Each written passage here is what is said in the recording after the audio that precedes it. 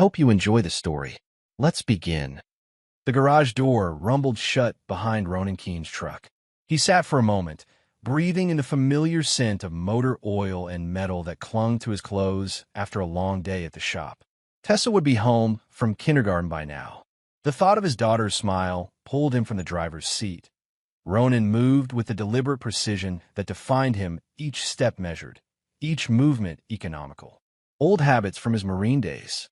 He unlocked the side door and stepped into the kitchen. "Tessa," he called out, and no answer. The house felt wrong. Too quiet, too still. Ronan's senses heightened instantly, the tactical awareness that had kept him alive overseas, now scanning for threats in his own home. "Daddy!" The small voice came from the living room. Relief washed over him as he rounded the corner and found Tessa sitting cross-legged on the carpet, crayon in hand, hunched over a drawing. But the relief evaporated when he saw her face. Her eyes were wide, her small mouth pulled into a tight line. "Hey, kiddo." Ronan knelt beside her, one hand gently touching her shoulder. "Everything okay?" Tessa glanced toward the hallway, then back to her father.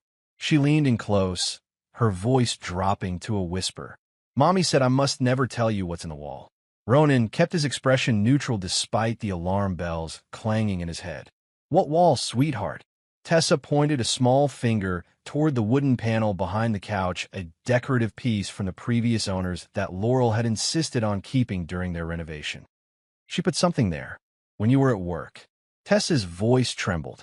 "She said it was our special secret." Ronan stood, ruffling Tessa's hair. "It's okay. You didn't do anything wrong." He moved the couch aside, examining the panel. It looked undisturbed, but Ronan noticed the screws were slightly misaligned. He retrieved a screwdriver from the kitchen drawer and carefully removed the panel. Inside the wall cavity, nestled among the insulation, sat a small black camera. Ronan recognized the type high-definition, motion-activated with remote viewing capabilities. He touched it lightly, still warm.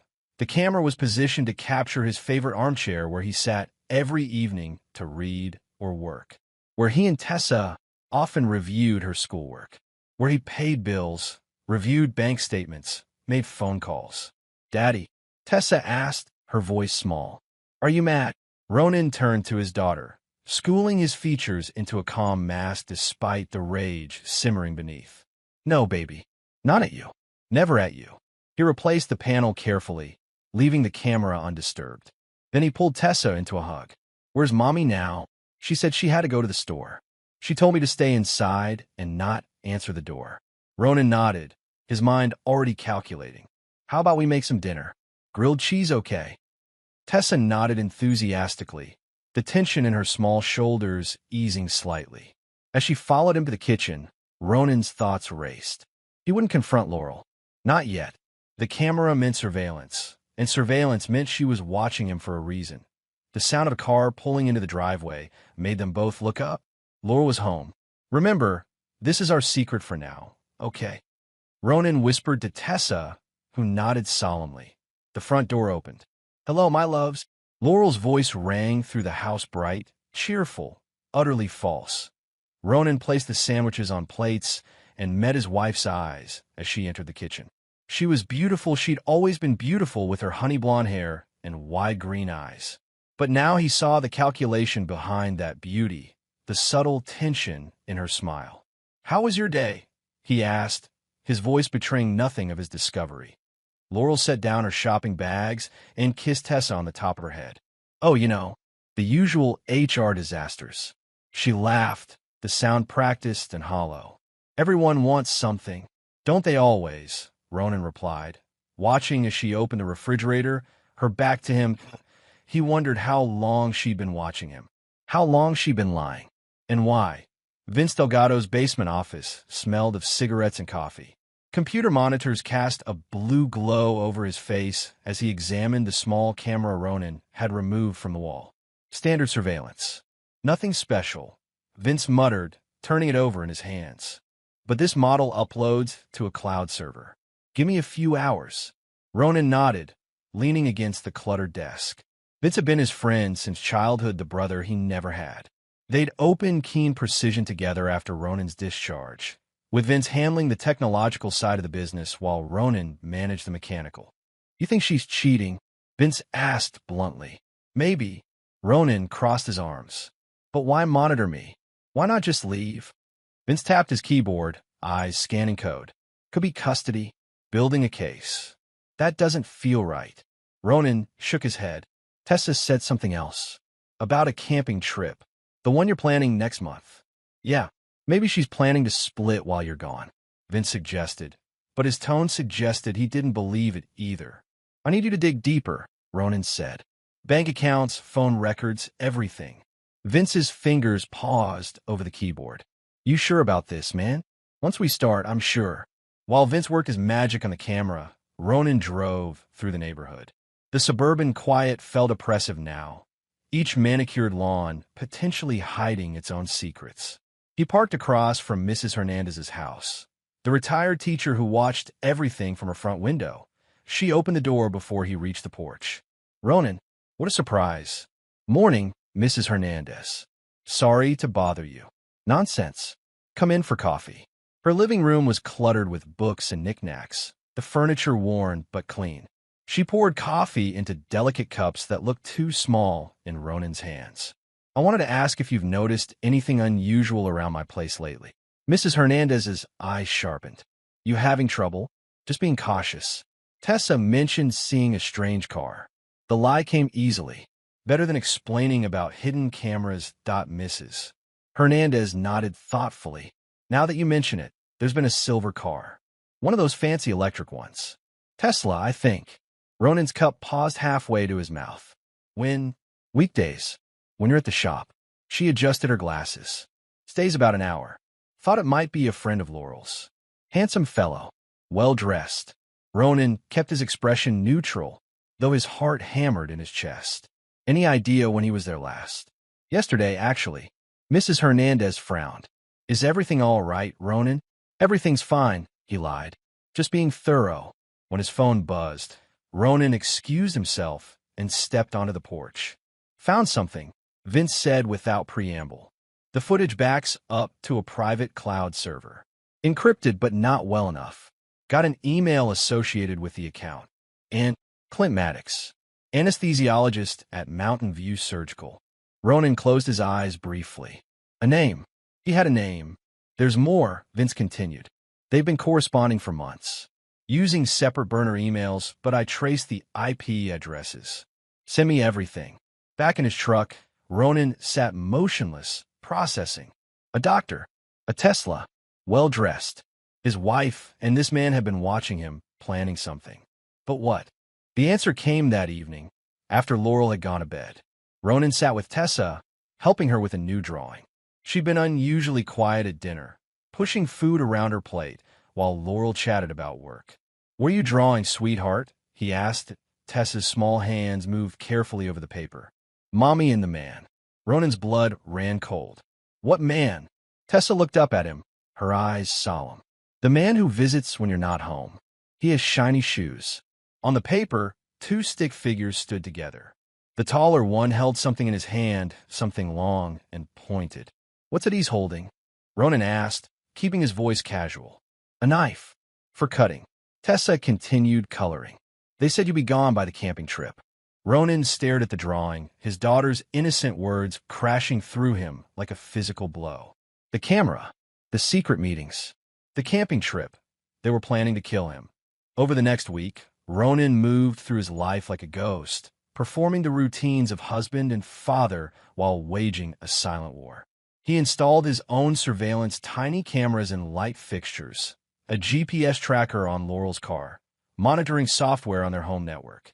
He took samples of their food before eating, checked the locks twice each night, and never turned his back on his wife that ate the garage. He converted the small office into a command center. Vince set up monitors showing feeds from Ronan's house, while they compiled evidence on a bulletin board: photos, receipts, transcripts of conversations.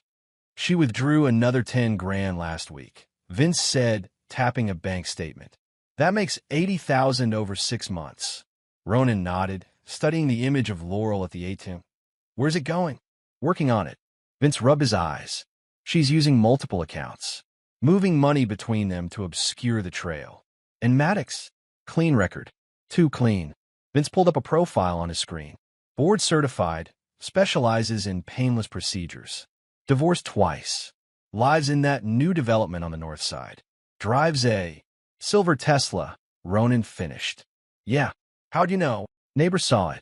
Ronan studied Maddox's professional headshot, handsome, confident, cold eyes. What about phone records? Vince handed him a printout. She's using burners. 3 different ones over the past month. But I managed to access her iCloud backups. He played an audio recording. Laurel's voice filled the small office, unusually tense. If we don't do it by next week, he'll start asking questions. We use the sedative, same dosage as the Deer protocol. A male voice responded, smooth and confident. I'll bring everything we need. You just make sure he drinks it. And Tessa, she'll be fine. Kids are resilient. Ronan's hands clenched into fists. Deer protocol, medical terminology maybe? Vince suggested. Maddox works with animals at some rescue center on weekends. Find out more. Ronan stood abruptly.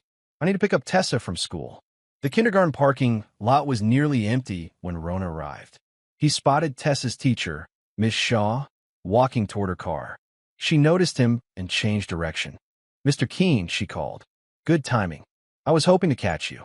Inez Shaw was younger than most of the other teachers' late 20s, with dark curly hair pulled back from her face. She had an earnestness about her that Ronan respected. Is Tessa okay? He asked. She's fine. She's with the after-school group. Miss Shaw glanced toward the playground. But I want to talk to you about some of her recent drawings. She pulled a folder from her bag and opened it to reveal several papers covered in Tessa's distinctive artwork. Children process emotions through art. It helps them express things they might not have words for. Ronan looked at the drawings, more images of the man with the knife, a house with dark shadows, stick figures with sad faces. Has there been tension at home? Miss Shaw asked carefully. My wife and I are going through some things, Ronan answered, which wasn't exactly a Shaw nodded, accepting this. Tessa mentioned her mother has been picking her up early some days. Taking her to meet Mom's friend. Ronan's jaw tightened. How often? Twice this week. She hesitated. I noticed a friend waiting in a silver car. I wouldn't normally mention it, but Tessa seemed afraid of him. Miss Shaw met his eyes directly. And he wasn't on your approved pickup list. Ronan took a slow breath. I appreciate you telling me this. Mr. Keene, she touched his arm lightly. If you need help, there are resources. We'll be fine. He interrupted, more sharply than intended. Then, softening his tone, thank you for looking out for Tessa. As he walked toward the playground, Ronan's phone buzzed with a text from Vince. Found property records. Call me. Tessa's face lit up when she saw him. She ran across the wood chips, backpack bouncing. Daddy, you came early. He swept her up, breathing in the scent of crayons and apple juice. Thought we could have some daddy-daughter time. How's that sound? Her small arms tightened around his neck. Can we get ice cream? Absolutely. Over rainbow sprinkles and chocolate sauce. Ronan watched his daughter carefully. Tessa, has Mommy been taking you to meet her friends sometimes? Tessa looked down at her ice cream. We're not supposed to talk about him. I know, but it's okay to tell me. She nodded slowly. He has a big house with a pool. Mommy says we might live there someday. What do you think about that? I don't want to. Her lower lip trembled. He smiles funny, not with his eyes. Ronan reached across the table, gently squeezing her hand. You won't have to, sweetheart. I promise. That night, after Tessa was asleep, Ronan sat in his workshop in the garage. The call with Vince had confirmed his suspicions. Laurel and Maddox had purchased property together, a remote cabin near Cripple Creek, using shell companies to hide their identities. They'd been planning this for months. He was examining the deed when headlights swept across the driveway. An unfamiliar car parked at the curb, a rental, based on the sticker in the window. A woman emerged, her silhouette achingly familiar despite the years. Juno Keene. Ronan stepped onto the driveway, watching his mother approach. She'd aged well, still elegant at 64. Her silver hair cut in a sharp bob, her posture military straight. She stopped a few feet away, uncertainty crossing her face. Hello, Ronan. Why are you here? He asked, his voice flat. May I come in? When he didn't respond, she sighed. Please, it's important. He led her to the kitchen, where they sat across from each other at the table. 26 years since she'd walked out. 26 years of silence. You look well, she said. Cut the small talk. Ronan crossed his arms. What do you want? Juno's expression hardened into something more familiar, the strategic mind that had always calculated 3 moves ahead. I heard something concerning. About Clint Maddox. Ronan kept his face impassive. Who? Don't play dumb, Ronan. It doesn't suit you. She leaned forward. He's being investigated for misuse of sedatives at his clinic. Controlled substances missing from inventory. And this concerns me how? Because he's been seen with your wife. Juno held his gaze. And I know that look in your eyes. It's the same one your father had before he went to prison. The mention of his father struck like a hammer blow. Frank Keene had spent 5 years behind bars for nearly beating a man to death, his mother's lover. The reason she'd left. My marriage is none of your business, Ronan said coldly. Listen to me. Juno's voice took on an urgency he hadn't heard before. Whatever you're planning, don't. There are better ways. Like running away. The bitterness escaped before he could stop it. Juno flinched. I deserve that. But I'm trying to prevent you from making the same mistakes. Why now? After all these years? She looked down at her hands, the first sign of vulnerability. I have contacts in medical licensing. When Maddox's name came up linked to missing drugs, I did some digging. Found out about the property in Cripple Creek. She met his eyes again. And the life insurance policy. Ronan went still. What policy? $500,000. On your life. Juno pulled a folder from her bag, sliding it across the table. Taken out 3 months ago. Your signature's on it, but I doubt you signed it. Ronan opened the folder. There was his name, his forged signature, Laurel as the sole beneficiary. Payable upon accidental death. She's been planning this for a while, Juno said quietly. And Ronan, she's not acting alone. I know. He closed the folder. Why do you care? Because you're my son. Her voice broke slightly. And because I know what happens when revenge becomes your purpose. It destroyed your father. I won't let it destroy you too. Ronan stood, ending the conversation. It's late. You should go. At least think about what I've said. Juno rose, leaving a business card on the table. My number. If you need me. After she left, Ronan returned to the garage, adding the insurance policy to his growing collection of evidence. His mother's words echoed in his mind, but he pushed them aside. This wasn't about revenge. This was about protection for himself and for Tessa. The next morning, Vince arrived with more news. Got into Maddox's medical records. The Deer Protocol is a sedative cocktail used for large mammals. Fast-acting, leaves the system quickly. Untraceable. Ronan asked. Not if you know what to look for. Vince handed him a small device. I modified this to detect the compounds. Run it over food or drinks before consuming. Ronan pocketed the device. What about the cabin? Remote. No neighbors for at least a mile. Vince pulled up satellite images. One wrote in. Cell service is spotty. Perfect place to stage an accident. Ronan nodded slowly, a plan forming. I need you to get me inside. Cameras, audio, the works. Breaking and entering now. Vince raised an eyebrow. That's a felony. So is attempted murder. Ronan's voice was steel. Can you do it? You know I can. But are you sure this is the play? We could go to the police with what we have. And say what? That my wife is talking about sedatives with her doctor boyfriend? That I found a camera? Ronan shook his head. We need them to make a move. To commit. Vince looked troubled. This is dangerous territory, man. I've been in dangerous territory before. Ronan checked his watch.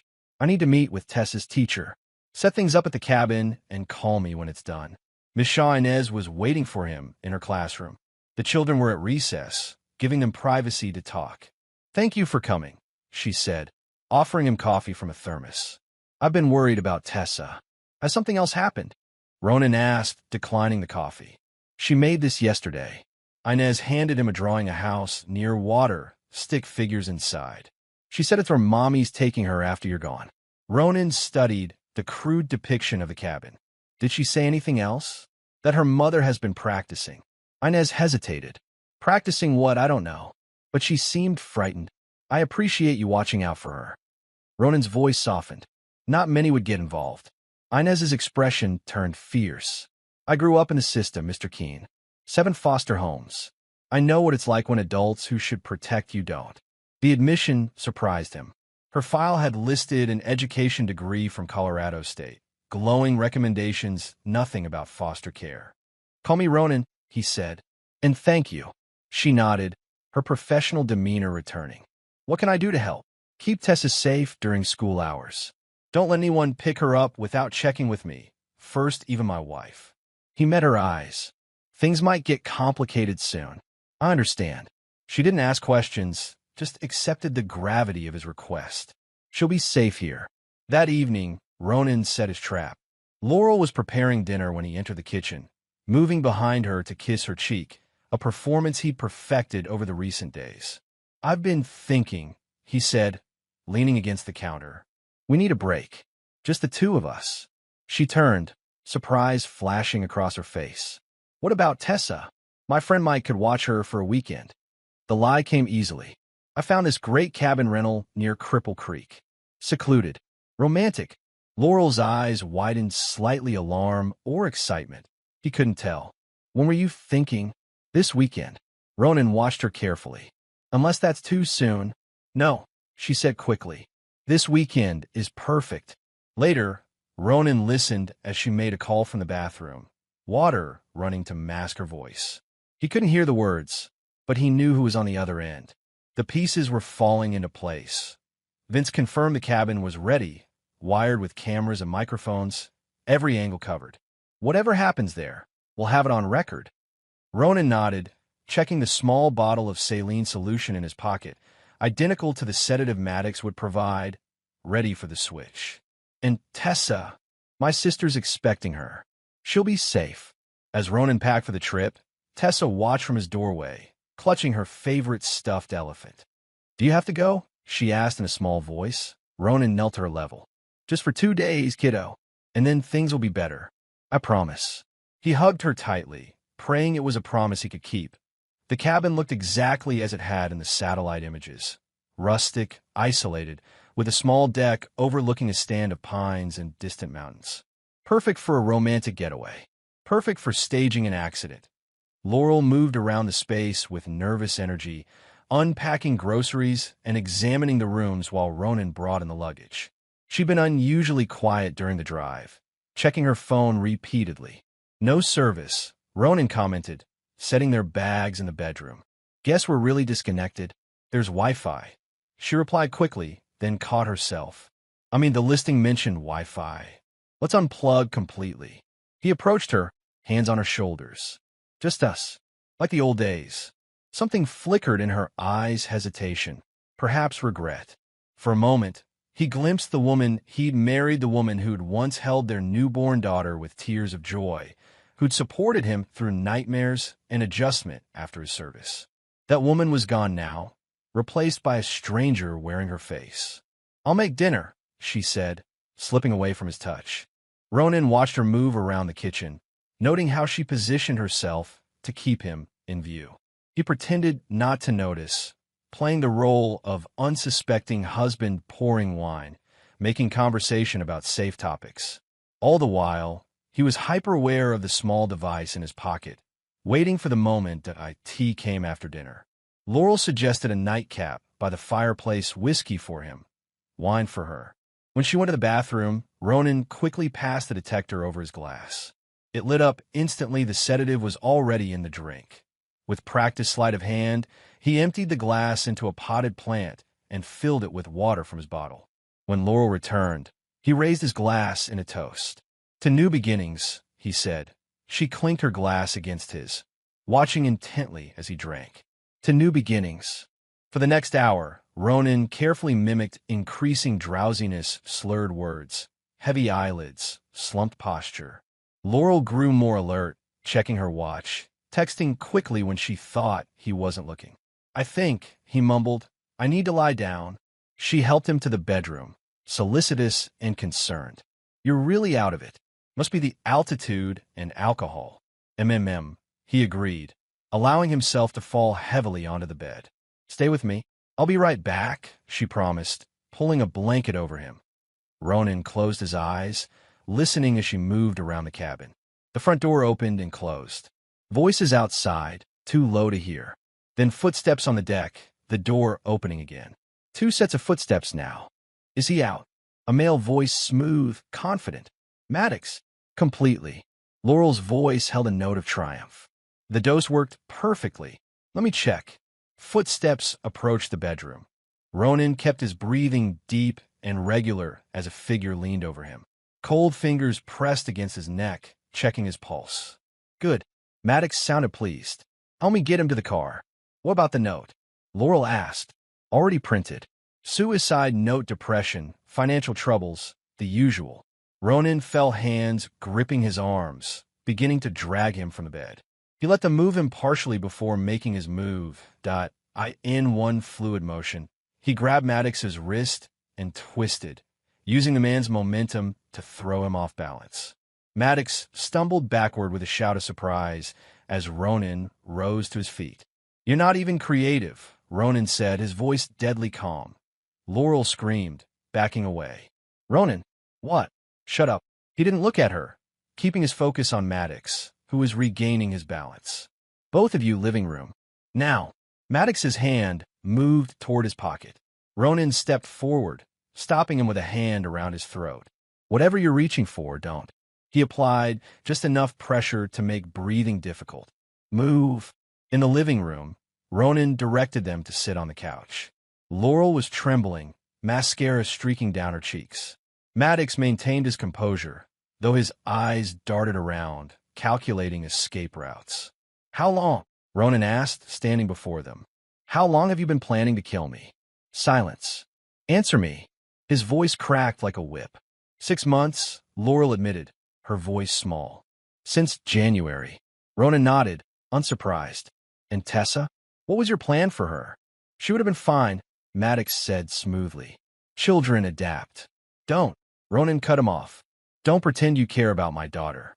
He pulled out his phone, activating the recording app. Now you're going to tell me everything. From the beginning. Laurel looked at Maddox, who gave a slight nod. We met at a medical conference, she began. I was representing our company. He was a speaker, and you decided I needed to die. Ronan's tone was conversational, belying the rage beneath. It wasn't like that at first. Laurel's words came faster now. We were just talking, flirting. Then it became more. You were so distant, she continued, accusation creeping into her voice. Always at the garage, or with Tessa. Never with me. So you put a camera in our wall. Her eyes widened. You knew. I know everything. Ronan pulled out his tablet, displaying images, bank withdrawals, property deeds, the life insurance policy, the money, the cabin, the insurance fraud. We can explain. Maddox began. Save it for the police. Ronan turned back to Laurel. When did it change from an affair to murder? She looked away. Clint said a divorce will be messy. You'd fight for custody. Take everything. He was right about that. Ronan agreed coldly. Maddox suddenly lunged forward, reaching inside his jacket. Ronan was faster, sidestepping and driving his elbow into Maddox's solar plexus. The doctor collapsed, gasping for breath. A syringe clattered to the floor. Amateur, Ronan muttered, kicking the syringe away. He pulled zip ties from his pocket, securing Maddox's hands behind his back. Laurel screamed, a sound of pure fury rather than fear. She launched herself at Ronan, nails aimed at his eyes. He caught her wrists, holding her at arm's length as she thrashed. You ruined everything, she spat. We could have been happy. By killing me? Ronan asked quietly. By traumatizing our daughter? You never understood what I needed. Tears streamed down her face. A partner, not a robotic perfectionist who judges everything. Ronan felt nothing, no anger, no hurt, just hollow confirmation of what he already knew. He secured her wrists with another zip tie, then stepped back. I'm leaving now, he said calmly. The evidence has already been sent to the police. They should be here within the hour. You can't do this, Maddox groaned from the floor. I already have. Ronan collected his bag. You'll be charged with attempted murder, drug trafficking, insurance fraud. The list goes on. He turned to Laurel one last time. and you'll never see Tessa again. The drive back to Colorado Springs was long and quiet. Ronan's phone buzzed repeatedly with calls from the local sheriff confirming the arrests, from Vince checking his status, from his mother offering support. He ignored them all, focusing on the road, on breathing, on the vast empty space where his marriage had been. By morning, the machinery of justice was in motion. Ronan gave his statement at the station, handed over the recordings, the financial records, the insurance documents. Detective Martinez looked increasingly grim as the evidence mounted. "We've also found controlled substances in Dr. Maddox's vehicle," she informed him, "and a forged suicide note with your signature." Ronan nodded, unsurprised. "Your wife is claiming you were abusive," Martinez continued, watching his reaction. "Says she was afraid for her life." "Check with my daughter's teacher," Ronan replied. "Inez Shaw. She has documentation of concerning behavior." The preliminary hearing came quickly. Ronan sat in the courtroom, watching as Laurel entered in handcuffs, her attorney whispering urgently in her ear. She lost weight, her designer clothes replaced by a modest suit that somehow made her look smaller, diminished. She didn't look at him. Vince testified about the surveillance equipment, the digital trail of planning. Inez spoke about Tessa's drawings, the unauthorized pickups, the child's fear. Even Juno appeared, reluctantly confirming she'd discovered the insurance policy through her industry contacts. When Tessa's recorded testimony was played, her small voice describing Mommy's secret friend and the medicine to make Daddy sleep, Laurel broke down, sobbing in her hands. The judge was unswayed. Bail is denied for both defendants. This court finds sufficient evidence to proceed to trial on all charges. Outside the courthouse, reporters clamored for statements. Ronan brushed past them, finding Juno waiting by his truck. "It's over," she said simply. "No, the trial is just beginning. I meant the danger." She hesitated. "Have you thought about what happens after? For you and Tessa?" Ronan looked at his mother, really looked at her for the first time since her return. The regret in her eyes was genuine, the concern real. "We'll manage," he said, less harshly than before. "You don't have to do it alone." She touched his arm lightly. "I know I have no right to ask for a second chance." "You don't," he agreed. "But Tessa might need a grandmother." It wasn't forgiveness. Ronan didn't believe in second chances, but it was something. An acknowledgement, perhaps, that family took strange forms. Sometimes 2 months later, Ronan stood in the empty house, watching as movers carried the last boxes to the truck. The sale had gone through quickly. No one wanted to stay in a home filled with such betrayal. He'd found a new place outside town, a small ranch with views of the mountains, room for Tessa to play, space for him to breathe. Inez had helped with the search, her practical nature cutting through real estate agents' sales pitches. She'd become a friend during the chaos, maybe something more, someday, when the wounds weren't so fresh. Tessa ran through the emptied rooms, her footsteps echoing. "Is our new house ready?" "Already," Ronan confirmed. "Your room has that mural you wanted. The phoenix." Her eyes lit up, rising from the fire. He knelt to her level. "Time to say goodbye to this house." She looked around thoughtfully, then slipped her small hand into his. "I'm not sad, Daddy." "No." This was the quiet house. She said it matter-of-factly. "I like houses with talking better." Out of the mouths of babes. Ronan realized she was right. This place had been full of silence, of secrets, of things unsaid. The new house will be different. Honest. Opened at AS, they stepped onto the porch for the last time. Tessa looked up at him with solemn eyes. "Are the bad guys gone, Daddy?" Ronan knelt, looking her in the eyes. "No, they just met someone worse. Someone who would do anything to protect what mattered. Someone who knew that family wasn't just blood, but choice. Someone who had learned, finally, to recognize the shadows in the suburbs and the quiet dangers of ordinary life." He took his daughter's hand, and together they walked toward the future, leaving the quiet house behind.